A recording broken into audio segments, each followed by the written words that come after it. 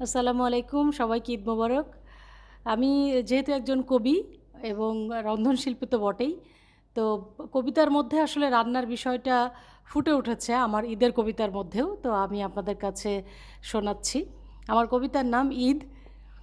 ঈদ মানে উদীয়মান সূর্য, ঈদ মানে ছন্দময় আনন্দ, ঈদ মানে ফুলের ভিতর মৃত্তিকার ঘ্রাণ, ঈদ মানে শ্রমিকের শ্রমের সম্মান, ঈদ মানে বেদনামুক্ত আত্মা, ঈদ মানে ধনী দরিদ্রের সমন্বয়ের সেতু, ঈদ মানে পথশিশুর গায়ে নতুন কুর্তা, ঈদ মানে মনের কালিমা মুছে অন্ধকারকে আড়াল করে বেরিয়ে আসা আলো, ঈদ মানে মায়ের দোয়া পিতার সম্মানী, ঈদ মানে বন্ধুর সান্নিধ্য সুপ্ত প্রার্থনার ভাষা, ঈদ মানে কমলা রঙের জর্দা আর রেশমি সেমাইয়ের ঘ্রাণ, ঈদ মানে কুনাফার রেসিপি খোঁজায় উল্টাপাল্টা আমার রেসিপির খাতা, ঈদ মানে নজরুলকে ভালোবেসে ওমন রমজানের ওই রোজার শেষে সমস্বরে গেয়ে ওঠা।